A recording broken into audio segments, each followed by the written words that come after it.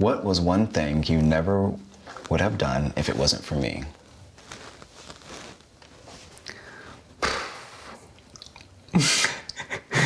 I married an American. No, honestly, I think we joke about this, but like that's the jovial answer, because I never really, there was nothing that was pulling me towards America. There never has been. I was always more like Australia, New Zealand, if anything. Yeah. Even like traveling wise, I love to travel, but there was nothing that I was like, oh, I want to go to America to do that kind of thing. That's something that I don't think I could have got unless I met you, you know. So I'm grateful for that, even if I am joking, you know.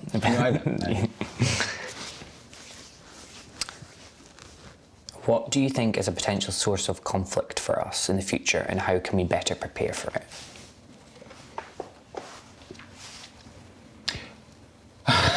Oh. I think our family, in the sense of me wanting to maybe stay in America and you potentially maybe wanting to go to Scotland and living there, and the pools that we will have on both sides of our families to do such said things, and the way in which we will conversate about it and try to figure out, I don't think conversate's a word, but you know, converse about the two options is going to be, I think, what might catch us and keep us safe. You know, make sure that we are kind to each other, and kind about the facts about which side and this side. Because I think we also know that, you know, once we won't really worry about the two countries until we really anchor down, like maybe even think about kids or something, you know, blah, blah, blah, blah. But yeah, I'm a little nervous when we get to that point, because right now I convinced you to hop over here for a minute. And I'm really enjoying making the life that we made in America, especially in San Francisco, so. Yeah. So I wasn't actually going to bring that one. I didn't think that would be the one. I was like one step before that, which is like our careers. Oh, yeah. And I think like when I get into my like figuring out career-wise, I think that brings a lot of stress to our relationship. I feel as though that's like the conflict that can be had, whether it's how fairly I'm being paid or valued, or... Because you love to work. Yeah. Oh, yeah, well... Not to say love to work, like when I do something that has to be 120, you know. Yeah. And that comes as a consequence to us quite often. So I think that was the first conflict. Yeah. That second conflict. You see it? We'll figure it out. We'll cross that bridge when we get there. I see it. I just don't know, like, even where to start with that one, honestly. I think that will be very driven with... I think both our families are already finding it difficult, us being on the West Coast. Yeah. You know, they're both, like, hours away. Maybe my family more so in terms of, like, distance, but... Yeah.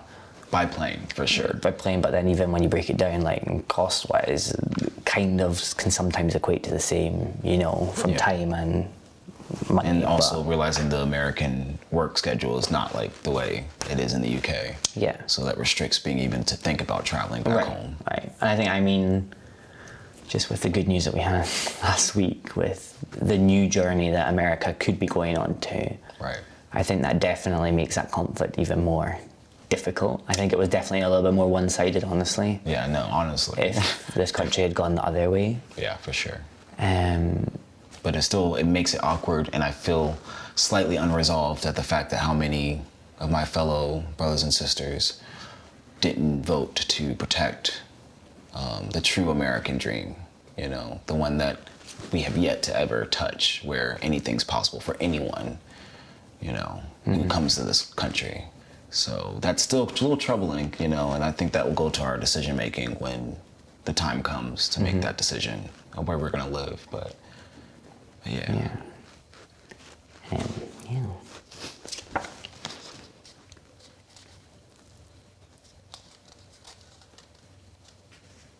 How do our different upbringings affect our relationship, and why do you think that is?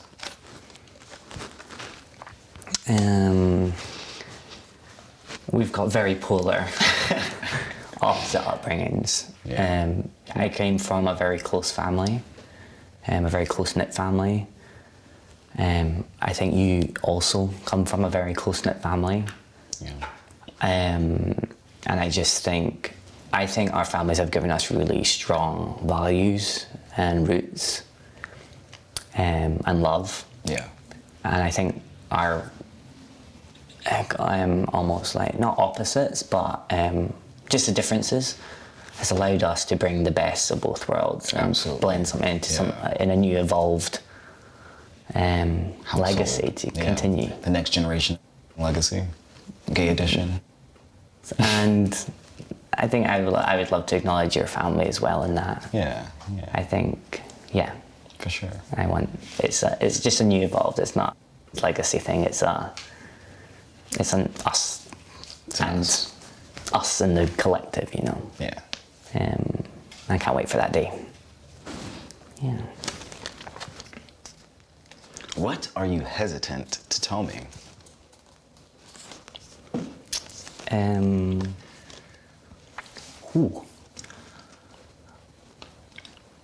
Maybe just how tough this year's been.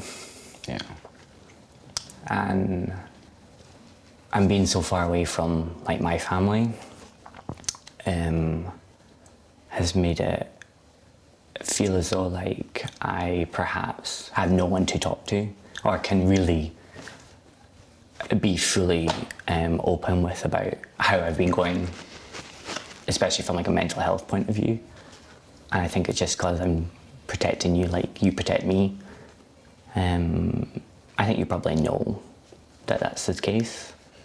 And you know that I'm quite a closed book when it comes to that, like the deeper feelings with me, and that's just always how I have been, given everything that's gone in my life. And I think especially this year, I almost feel it's like my feelings aren't as, or my life is so less of a worry than yours this year in particular, especially with like everything going on with Black Lives Matter movement.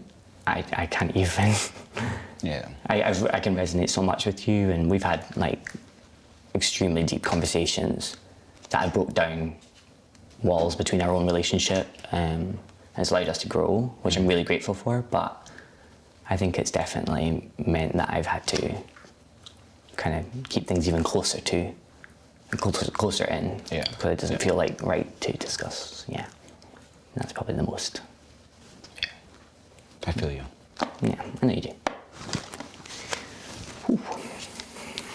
Is that a both? Okay, no. What was our hardest time as a couple, and what did we do to overcome it? Wow. It's a little bit of a multifaceted one, especially because I feel like we go through cycles, and only recently have I found that that's what we do. And I'm grateful for that, because it's like a destruction and then this like rebirth into something that's great. But I think we can both resonate in 2019. Last year, the beginning of so was rough on our relationship, and the fact that we got married so young, we committed to each other so young, exclusively, you know, really made it difficult to continue to make that promise to each other just out of curiosity's sake, you know, and things like that. Do you mean the build-up from being married? Yeah, in 2019, I think it showed that there was, right. And then we hit, you know, even a worse situation with each other, not necessarily against each other, but it felt like the world was against us, and that didn't feel good with your visa situation and, you know, and Black Lives Matter and all that kind of stuff. In the pandemic. It just seemed being in love was, you know, way more difficult than it should have been at that moment for us, just trying to do that. I think, and that really was what God gave us the strength to continue to be unconditionally loving to each other. Right. And then continue on with our marriage. And that was pretty cool, especially because from that moment on, I think you and I kind of had this really powerful understanding of like, we're not going anywhere ever, anytime soon, for any reason necessary. And how that awkward, annoying phrase, the truth will set you free. the truth will set you free kind of dealio. So. Yeah, no, definitely. No, I've got nothing to add to that one. Me? Mm-hmm. Ooh, where do you guys, oh gosh, where do you see us in 10 years? Oh man, a house full of 5 kids and no. 5? 10 years, to be honest, I see us being really happy, and that's the one thing I can hold, because like you said, the 2020 really blew it away from me. And what the beginning of 2020, if you had asked that same question, I would have told you to the minute detail exactly what we'll be having right now with my new job, and with you're getting a new job and settling in at this and that. Because now we've gotten to the place where we can't even think, hey, I want to work for this company, but just blindly, now we're looking on what they're doing with their monies and how is this affecting in their values. And even though this is the job that I need to have in order to have the lifestyle that I would like to have, I would rather forsake the lifestyle so then that way I can pursue more clean happiness in our lives. And I think that's something we have just gotten into fairly recently. And while it's liberating, it's also quite a burden, because we live in a society where if you get yours and you worry about getting yours and for your people, your immediate people. And if it hurts anyone else in the meantime, well, that's life. And we don't want to live that life anymore, because that doesn't feed our happiness. Right? So it's kind of a very detailed question for something that feels a little bit distant. Not distant, but because I'm happy. Intangible, I think. It's intangible is the word I was looking for. Yeah. No.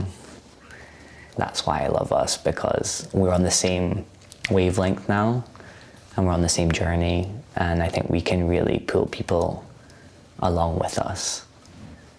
And I'm excited by that.